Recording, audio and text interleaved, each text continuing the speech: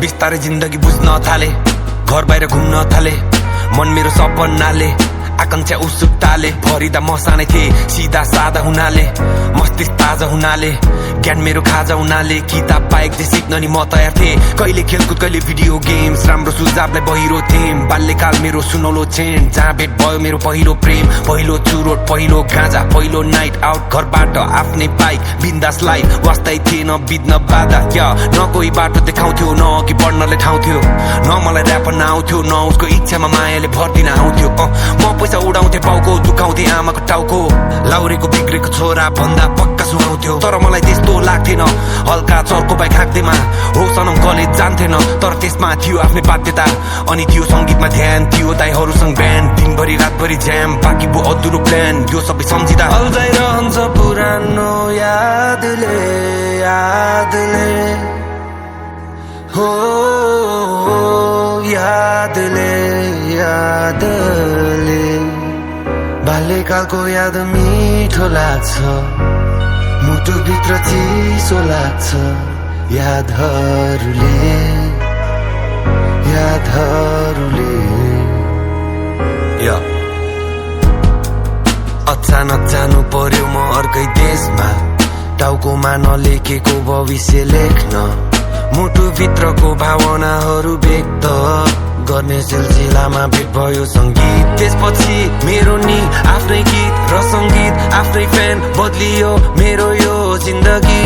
मेरो सपनाहरू विपना हुन थाले, यही परिणामको लागि परिराथे, जसमा खुसी पाउँछु म सोचिराथे।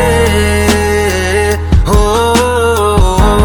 यादले, यादले बाल्यकालको याद मिठो लाग्छ, मुटुभित्र चिसो लाग्छ, यादहरूले, यादहरूले।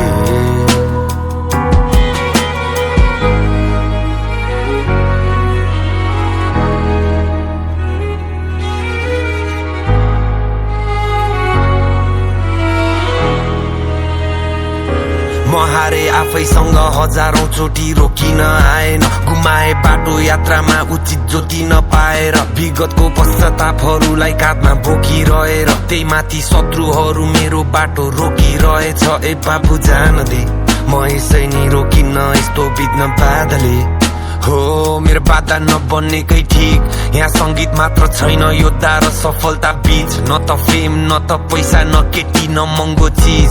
जिन्दगी अति नै रङ्गिन देखिने रहेछ पर्दामा, तर त्यो सहयोगी छाताको अभाव पर्दछ अविरल बर्खामा।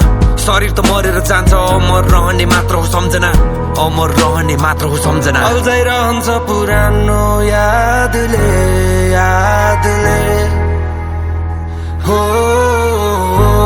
यादले, यादले बाल्यकालको याद मिठो लाग्छ, मुटुभित्र चिसो लाग्छ, यादहरूले, यादहरूले।